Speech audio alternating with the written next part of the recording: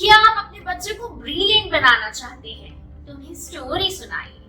क्या आप उन्हें और ज्यादा ब्रिलियंट बनाना चाहते हैं तो उन्हें और ज्यादा स्टोरी सुनाइए।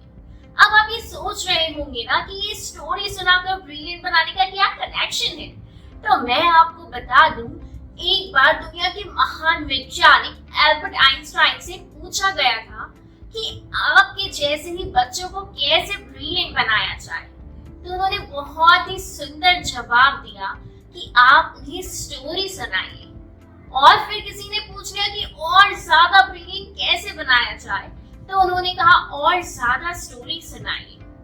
तो चलिए आज मैं आप सभी के लिए लेकर आई हूँ एक ऐसी ही कहानी, दो जिगरी दोस्तों की, चिंटू और पिंटू। एक ऐसी कहानी जो हर मम्मी पापा को सुननी चाहिए और सुनने के बाद अपने बच्चों को जरूर से सुनानी चाहिए। एक ऐसी कहानी जिससे आप अपने बच्चों को पैसों की इम्पोर्टेंस सिखा सकते हैं। एक ऐसी कहानी जिसे सुनने के बाद आपका बच्चा फिजूल खर्ची छोड़ देगा। जी हाँ, दोनों जिगरी दोस्त दोनों साथ साथ स्कूल जाते हैं, साथ ही खेलते हैं, खूब मजे करते हैं। तो स्टोरी में आगे बढ़े उससे पहले मैं आपको बता दूं, I am Akanksha Jain, chartered accountant by profession, a parenting educator bye passion and a new mom. और हाल ही में मेरी डॉटर ने इंडिया बुक ऑफ रिकॉर्ड बनाया है। She is the youngest one two recite the capital city of all the 28 Indian states in just 37 seconds. और अगर आप इस मेरे चैनल में न्यू हैं तो जल्दी से सब्सक्राइब कर लीजिए, जहां मैं आपसे मिलती रहूंगी अपने इस YouTube चैनल के थ्रू, और आपको मिलता रहेगा best parenting tips from my own room of experience, financial literacy for your kids, brain gymming exercises, exam strategies, preparations and many more। तो चलिए आगे बढ़ते हैं अपनी स्टोरी पे। चिंटू और पिंटू दोनों साथ साथ स्कूल जाते हैं, साथ पढ़ाई करते हैं और खूब मजे करते हैं। चिंटू और पिंटू दोनों को उनके पेरेंट्स हर वीक पॉकेट मनी देते हैं। इधर चिंटू अपनी पूरी पॉकेट मनी खर्च कर देता है, कभी चाट, कभी च्युइंगम, कभी पिज्जा, कभी बर्गर खाता है। और तो और चिंटू के पेरेंट्स ने भी उससे कभी नहीं पूछा कि तुम पॉकेट मनी का क्या करते हो। और ऐसे ही धीरे धीरे चिंटू चटोरा बन गया और खूब मोटा ताजा हो गया।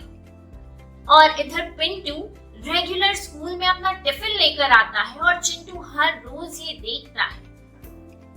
और एक दिन चिंटू से रहा नहीं गया और उसने अपने दोस्त पिंटू को कह दिया कि चलो भाई, आज हम सब दोस्त मिलकर पिज्जा पार्टी करते हैं। तो फिर क्या था, पिंटू ने बड़े प्यार से समझदारी से चिंटू को मना कर दिया। और ये सुनते ही बस चिंटू को बहुत तेज गुस्सा आ गया और उसने अपने सारे फ्रेंड सर्कल में ये बात फैला दी कि पिंटू तो भाई बहुत कंजूस है, मक्खी चूस है। और फिर ये सुनते ही सारे दोस्त पिंटू को चिढ़ाना चालू कर दिए, तू कंजूस है, मक्खी चूस है, तू कंजूस है, मक्खी चूस है। और ये सुनते ही पिंटू का चेहरा छोटा सा रोने जैसा हो गया। पर फिर पिंटू ने सोचा, अगर मैं इनके सामने रो लिया तो ये मुझे और चिढ़ाएंगे, और उसने बहुत ही हिम्मत से काम लिया। और फिर वो दिन आ ही गया जब सारे दोस्त मिलकर थक गए थे और उन सारे दोस्तों में से एक दोस्त मिंटू ने पिंटू से पूछ ही लिया कि आप भाई, तुम्हें कोई पॉकेट मनी नहीं मिलती क्या? पिंटू ने कहा, हाँ मुझे पॉकेट मनी तो मिलती है। फिर उसने पूछ लिया कि उसके बाद भी तुम इतनी कंजूस क्यों हो?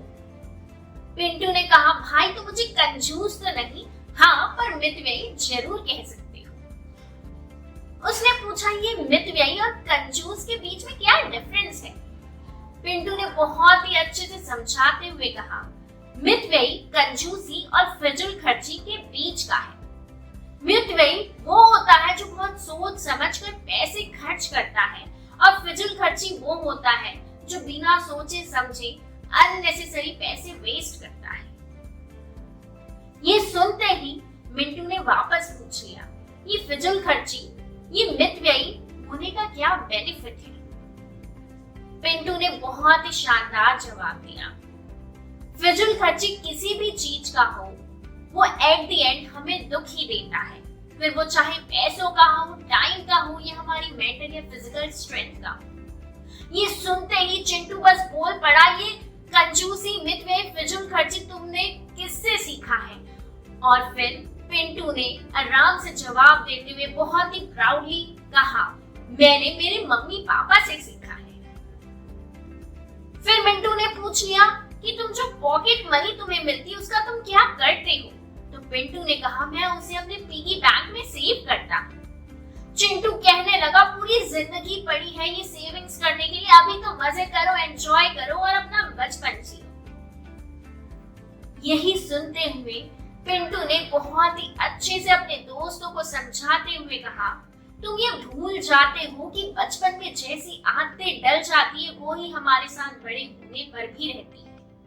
और ये सुनते ही चिंटू ने अपना पारा खो दिया और कहने लगा, ये क्लास मॉनिटर हमेशा अपनी बड़ी बड़ी झाड़ता रहता है, टॉपर है, टीचर्स का फेवरेट है, तो सोचता है हम सब पे अपनी रौब जमाएगा। और उस दिन के बाद से सारे दोस्तों ने पिंटू से बात करना ही बंद कर दिया। अचानक एक दिन हमारी कंट्री का नेबर कंट्री के साथ युद्ध छिड़ गया और देश की रक्षा के लिए बच्चों बूढ़ों सब में उत्साह की लहर दौड़ गई। जगह जगह पे डिफेंस फंड के लिए पैसे इकट्ठे किए जाने लगे और ये देखकर पिंटू के मन में भी एक ख्याल आया कि क्यों ना अपनी पॉकेट मनी से की गई सेविंग्स 1000 की सेविंग्स को डिफेंस फंड में कंट्रीब्यूट किया जाए। और उसने अपना ये आइडिया अपने पापा के साथ शेयर किया। पापा ये सुनते ही बहुत खुश हो गए और उन्होंने पिंटू को अप्रिशिएट करते हुए अपनी तरफ से भी 100 रुपए पिंटू को दिया। और फिर पिंटू ने 1100 रुपए का ड्राफ्ट बनाकर प्राइम मिनिस्टर को डिफेंस फंड के लिए भेज दिया। और साथ में पिंटू ने एक बहुत ही अच्छा लेटर भी लिखा जिसमें उसने प्राइम मिनिस्टर को कहा कि आप देश के संकट में बिल्कुल भी ना चिंता करिए, हम सभी छोटे छोटे नन्हे नन्हे बच्चे एक साथ मिलकर अपना तन मन धन अपने देश की रक्षा के लिए न्यौछावर कर देंगे। और फिर क्या था, एक हफ्ते बाद सभी न्यूज़पेपर्स में पिंटू की फोटो और उसका लेटर छपता है, जहां एक 10 साल 6th क्लास के स्टूडेंट की अपने पॉकेट मनी से की गई सेविंग्स के कंट्रीब्यूशन की कहानी देश के सभी लोगों के लिए इंस्पिरेशन बन जाती है। ऐसा करके पिंटू ने ना ही सिर्फ अपने परिवार का, अपने स्कूल का भी नाम रोशन किया और स्कूल के प्रिंसिपल ने पिंटू को सभी के सामने असेंबली में पेन और अच्छी बुक्स देकर उसे सम्मानित किया। और फिर उस दिन सारे बच्चे, सारे लोग स्कूल में सिर्फ और सिर्फ पिंटू की ही बात कर रहे थे। और ये देखकर वो सारे दोस्त चिंटू, मिंटू और उनका सारा फ्रेंड सर्कल अंदर ही अंदर बहुत ही शर्मिंदगी महसूस कर रहे थे। और फिर वो सब पिंटू के पास आए और कहने लगे, भाई हमसे बहुत ही बड़ी गलती हो गई, हमने तुम्हारा मजाक बनाया, तुम्हारा मजाक उड़ाया, अब हम भी तुम्हारे जैसा ही बनना चाहते हैं। अब आप मुझे बताइए कि ये कहानी सुनने के बाद आपको कैसा लगा? ये कहानी आपके दिल को छू गई होगी तो जरूर से इसे लाइक कर दीजिएगा, ज्यादा से ज्यादा मम्मी पापा तक इसे शेयर कीजिएगा, अपने फैमिली ग्रुप में, फ्रेंड्स ग्रुप में। और आपका एक लाइक मेरे और मेरी पूरी टीम को और मेहनत करने का मोटिवेशन देती है।